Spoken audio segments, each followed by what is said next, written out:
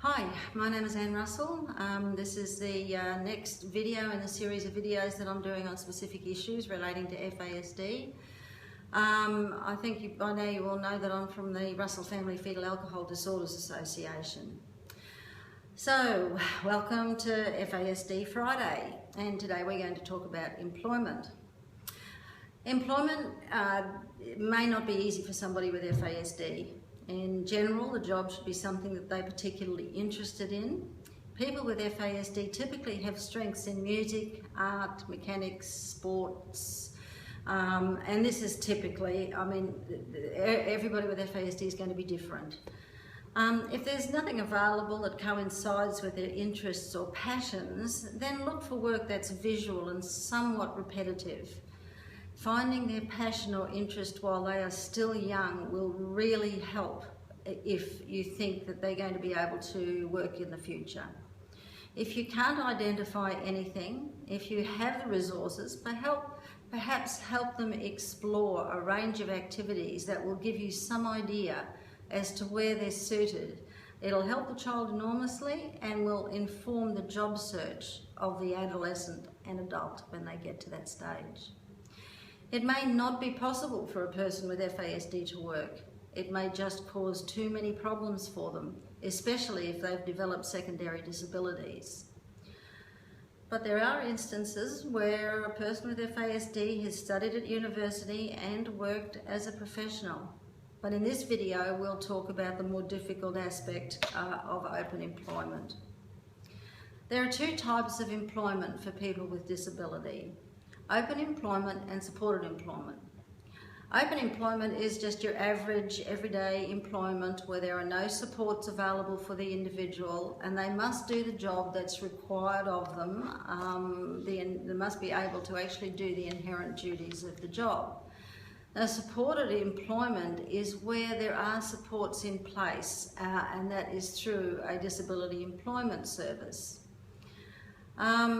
So if you have any doubt that the person will be able to work, will not be able to work without support, then my recommendation is that you look for a disability employment service when the time comes. For any person with FASD, it's a must that everyone working with the person knows they have this condition and is given training on the condition. If you work with the Disability Employment Service, I'm sure that you'll hear something like, "We don't worry about what the disability or the label is, we work with the individual's ability." And that's fine if the disability is an amputation or a hearing impairment or even autism. But for FASD, I believe very strongly that the disability does matter, because there are so many aspects of FASD that can cause problems at work. And yes, of course, the person does have strengths and abilities, but we also want to reduce the chance of the job creating or exacerbating those secondary disabilities. The first stop is to register with Centrelink. Anyone with FASD should be on a disability support pension, but it should mean that they also work as well. Seth worked from when he was around 15, but because we didn't know what was required in the job, he had many trials and failures, what he calls failures actually, which unfortunately caused him a great deal of grief. He seemed to be able to work for about 6 months and then the wheels would fall off. I believe now that that was because there were allowances were made during the probation time for him to learn, but once that probation period was over and he wasn't going any further forward, he was dismissed or he quit. This caused so many problems for him. I feel so sorry that he had to go through it all. If you can help your person avoid these pitfalls, it will help them enormously.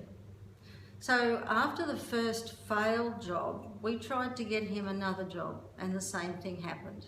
It took 3 times before we realised that he wasn't able to keep up with the colleagues at work, and of course by then we had sort of figured out that there was some issues that he had that were invisible. We didn't realise until a little later that he had FASD. I still didn't know anything about the condition, so I thought that when he got a job at the council, which was a really big coup for him, that he would put his best foot forward and do the right thing. And we know that that sentence is wrong on so many levels. When I drew up a little model about what seemed to be happening with him, there seemed to be 4 phases. So the first phase was employment functional, where he worked well for around 5 months and all was good. Then things started to go wrong. I could see that he didn't want to work and he would come home distressed.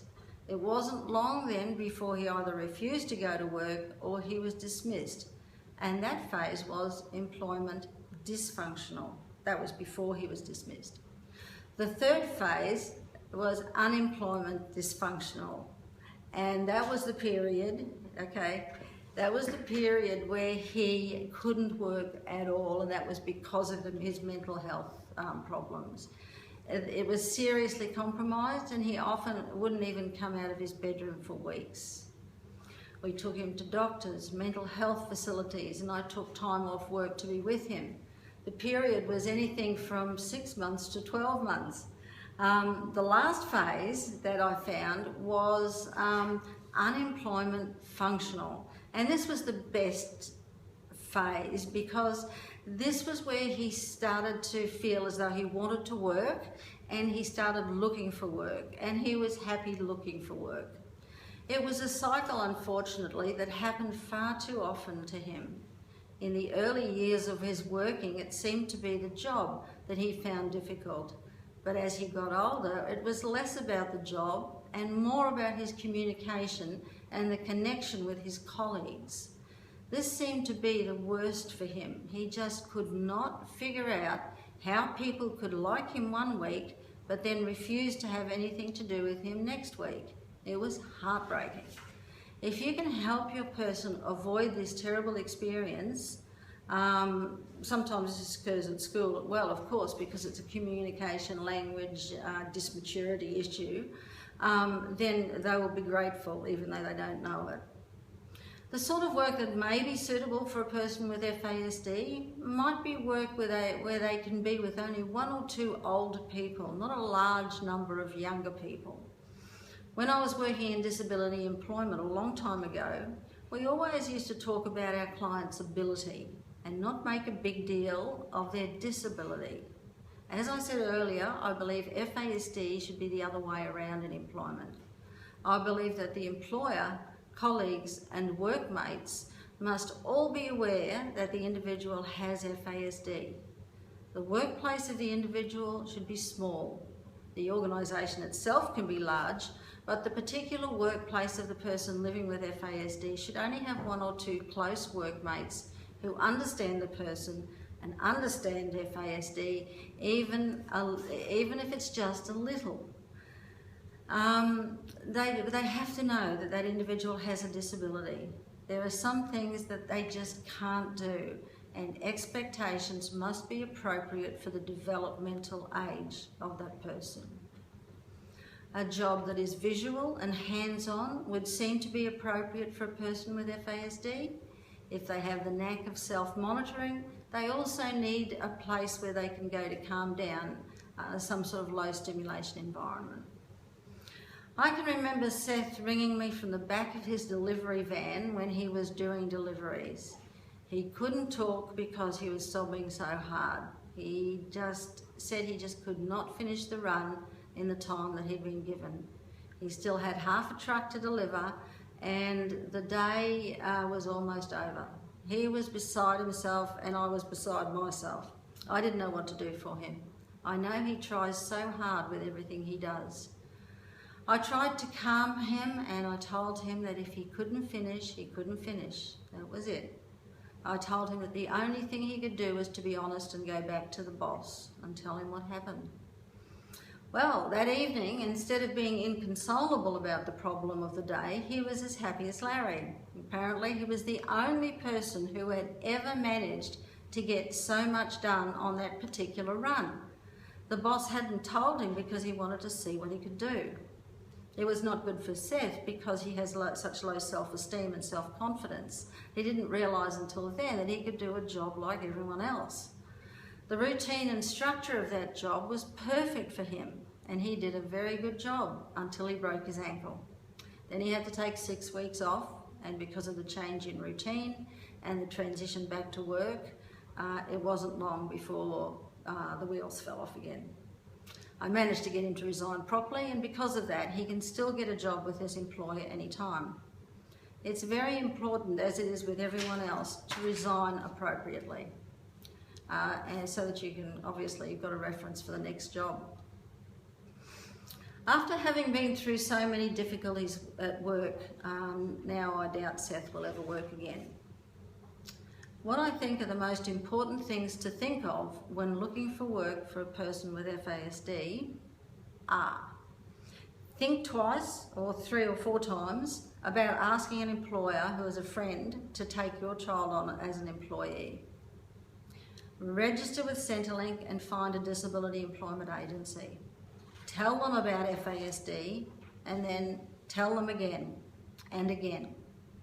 If they don't listen and don't appear to understand what your child needs or your adolescent or adult needs, ask for another case manager.